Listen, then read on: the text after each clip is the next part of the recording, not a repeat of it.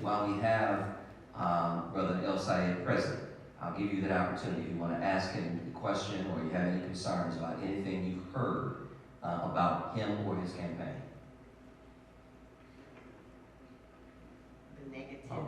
The negativity. Thank you for raising it. Yeah.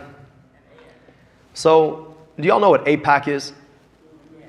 AIPAC is an organization dedicated to making sure that our federal government's foreign interests are more focused on the interests, our government's foreign interests are more focused on the interests of a foreign government than they are ours.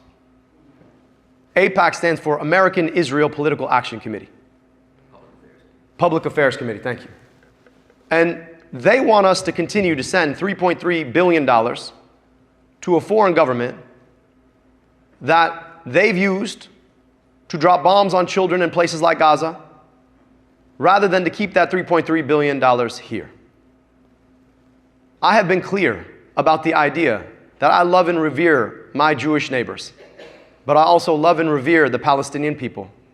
And most of all, I love and revere kids in Michigan who deserve to know that they have their tax dollars spent here to provide health care here, to rebuild our schools here, to do what needs to be done here, rather than send it to a foreign government to foreclose on the possibility of Palestinian self-determination, to do genocide and apartheid and annexation of other countries.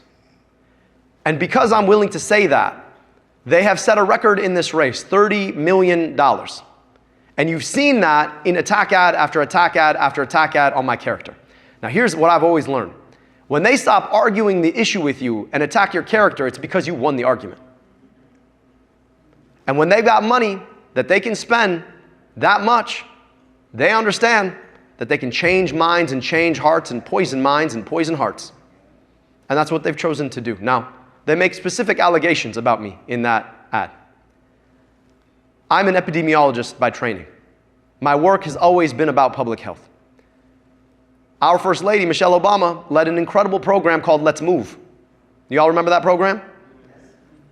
And I wrote an op-ed about the program, praising the program, but also saying that it missed some of the key points it should have missed. And they took that op-ed and said that because I said that she missed some of the points, that I was being personally disrespectful to the First Lady, which kind of sounds ridiculous, doesn't it? What better way to respect somebody than to take their ideas and their program seriously, to say what's great about them and also to say what could be better. Or I ran for governor back in 2018. I ran against Governor Whitmer, who took $500,000 from Blue Cross Blue Shield, who raised your premiums last year by 15%. And I said that that is the same kind of politics that has us bought and sold. That is the problem with our politics in the first place. That wasn't about Governor Whitmer. That was about a system of politics that too many politicians play that I don't. I've never taken a dime from a corporation to run a campaign. I will never take a dime from a corporation to run a campaign because I want to run for the people rather than against them. And again, they said that that was about disrespect. That's not about disrespect. That's about our politics, because I find it disrespectful that we allow a corporation to play in our politics, to force us to pay more for things we cannot go without. That to me is disrespectful. Or they've picked this idea that a gentleman we asked to leave our campaign because of his treatment of people has said that somehow I mistreated people. But again, they never got my side of the story. And it's easy when you want to sow a narrative about somebody and drop $15 million in ads to assassinate their character, not to tell the whole story. And I want to ask you this. If I was truly disrespectful to women, you'd think that they would find something that's a little stronger than that. I spent my whole career in public health, which is 85% women. You can't achieve the things that we achieved in the city of Detroit or Wayne County, rebuilding that health department and leading the other, without being respectful to women. And I'll finish here.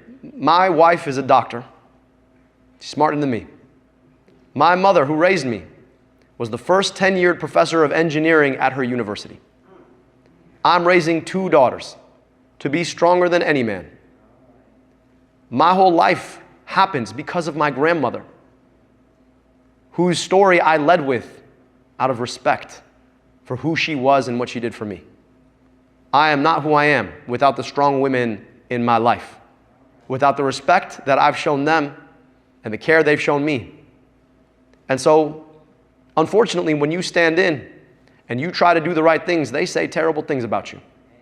I knew what I was going to face.